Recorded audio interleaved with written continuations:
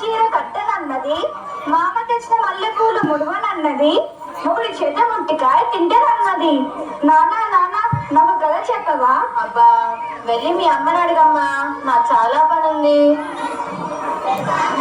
అమ్మా అమ్మా నాకు కథ చెప్పవా? నాన్న చెప్పమంటే చెప్పట్లేదు. అవునా, ఏదో పనుందన్నాడా? అవునమ్మా. నాకు తెలుసు, ఎప్పుడు ఇంతే. సీఎం కూడా ఇంత బిజీగా ఉన్నాడు. నాకు ఒంటింట్లో పనుందమ్మా, వెళ్ళి మీ నాన్నమ్మని అడుగుపోతల్లి. మీ ఇద్దరు ఎప్పుడు ఇంతే, కథ చెప్పరు, పాట పాడరు. అసలు నేనేమడిగినా పని ఉందని అంటారు. నానమ్మ నానమ్మ నాకు కథ చెప్పవా? నిన్నట్లాగానే. నా బంగారు తల్లి, నా చిట్టి తల్లి, అలా పెరట్లోకి వెళ్ళి చెప్పుకుందాం బా అమ్మ.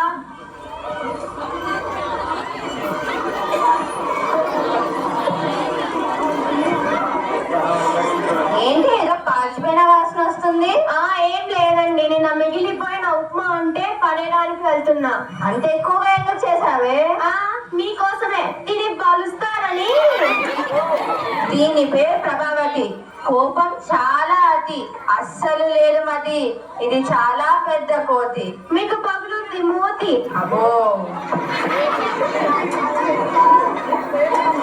అయినా ఇంత చేసి పడేసే బదులు ఆ ముసలానికి పెడితే పోలా?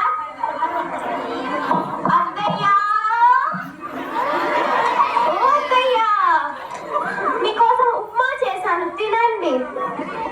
అమ్మా ప్రభా, ఇది పాచిపోయిందమ్మా, తినలేను. పాచిపోయిందా? నీకోసమని వేడి వేడిగా జీడిపప్పులు వేసుకొని తెమ్మంటావా? పాచిపోయిందట, పాచిపోయింది. అయినా ఈ వయసులో అంతంత తిని ఒలింపిక్స్ కి వెళ్ళి వెయిట్ లిఫ్టింగ్ చేయాలా ఏంటి? సిగ్గు లేకపోతే సరే. చిచ్చి, పెట్టింది తిను, లేదంటే ఒక మూల పనుండు.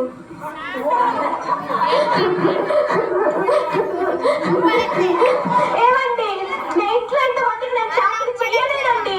నీకు ఏమైందే? ఇంకా ఏం కావాలండి? మీరు పొద్దుననగా వెళ్తారు, పాప స్కూల్ కి పోతుంది. మీరు వచ్చేంత వరకు ఆ ముసలి దానికి నేను సేవలు చేస్తూ ఉండాలి. అంత గొప్ప సేవలు ఏం చేసావే? ఏం చేశాను మీరు చెప్పాలా ఏంటి? చెప్పకపోతే అర్థం చేసుకోలేరు. సరే సరే, ఇప్పుడు నన్ను ఏం చేయమంటావు చెప్పు. ఇంట్లో నేనన్నా ఉండాలి, ఆ ముసలిదైనా ఉండాలి. ఇప్పుడే చెప్పండి. ఈ వయసులో ఆమె ఎక్కడికి వెళ్తుందే? ఎక్కడికైనా పంపండి. ఆ ముసలిది మాత్రం ఇంట్లో వద్దు. ప్రతి ఊర్లో ఉన్నాయి కదా వృద్ధాశ్రమాలు, ఎక్కడ చోట చేర్చండి. వృద్ధాశ్రమానికి ఫోన్ చేయండి. చేస్తానులే, ఇప్పుడే చెయ్యండి. చేస్తున్నా. హలో, ప్రొద్దుటూరు వృద్ధాశ్రమమా అండి? ఒక ముసలామెను మీ ఆశ్రమంలో చేర్చాలనుకుంటున్నాను. ఏంటండి? ఆవిడ మా అమ్మనేనండి. అనాథులు మాత్రమే చేర్చుకుంటారా? సరేనండి. ఏమే అనాథులు మాత్రమే చేర్చుకుంటారంట? అనాథ అని చెప్పండి, వేరే ఊరికి చేయండి. చేస్తున్నా. హలో, కడప వృద్ధాశ్రమమా అండి? ఒక ముసలామెను మీ ఆశ్రమంలో చేర్చాలనుకుంటున్నా. ఆమెకు ఎవరు లేరండి. రేపు రమ్మంటారా? సరేనండి. ఇవాళ వస్తున్నామా చెప్పండి. ఏం చెప్పాలో కూడా చేత కాదు. చిచ్చి, ఏంటి నాన్నమ్మని ఎక్కడ తీసుకెళ్తున్నారు? నీకెందుకే? నోరు మూసుకొని చదువుకోపో. అమ్మ నువ్వు కొంచెం బాగు చెప్పు నాన్న, ఎక్కడ తీసుకెళ్తున్నా నాన్నమ్మని?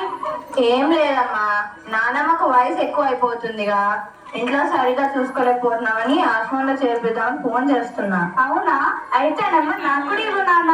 మీరు ముసలి అయ్యాక మిమ్మల్ని కూడా అక్కడికే పంపిస్తా. చూడండి ఎలా మాట్లాడుతుందో. ఆ ముసలిదాని గారాబం వల్ల ఇది ఇలా తయారవుతుంది. అమ్మ నేను కొంచెం ఆగమ్మా నాన్న. ఇందాక పాచిపోయి తిండి మా నాన్నకు పెట్టావే, అదైతే నువ్వు తినచ్చు కదా, లేకపోతే నాన్నకు పెట్టచ్చు కదా, కొన్ని నాకు ఇవ్వచ్చు కదా. ఎందుకమ్మా నీకు నాన్నమ్మ అంటే అంత కోపం? అయినా నీ తెలివి ఏమైంది నాన్న? నువ్వు నన్ను చిన్నప్పుడు ఎంత బాగా చూసుకుంటావు కదా, నాన్న కూడా నేను అంతే బాగా చూసుకుంటే కదా. ఆ మాత్రం అర్థం కాలేదా? అయినా నీకంటే నన్ను నాన్నమ్మనే బాగా చూసుకుంటుంది. రోజు కథలు చెప్తుంది, పాట పాడుతుంది, నాతో ఆడుకుంటుంది. మీరేమో పని ఉందని తప్పించుకుంటారు. నాన్నమ్మ వెళ్ళిపోతే నాతో ఎవ్వరు ఆడుకోరు. అందుకే నన్ను కూడా నాన్నమ్మతో పాటు పంపించండి. అప్పుడు మీ ఇద్దరే హ్యాపీగా ఉంటారు. అంత పెద్ద పెద్ద మాటలన్నీ మమ్మల్ని బాధ పెట్టకు తల్లి. మరి నాన్నమ్మ బాధపడదా అమ్మా? మా తప్పు తెలుసుకున్నాము తల్లి, క్షమించు. నన్ను కాదు, నాన్నమ్మ దగ్గరికి వెళ్ళి ఆమె కాళ్ళ మీద పడి క్షమించమని అడగండి.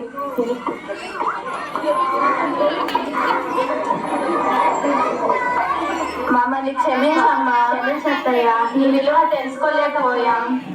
వెరీ గుడ్, ఇంకా లేవండి. క్షమించింది, ఎందుకంటే మా ముసిల్ది బంగారు కొండ.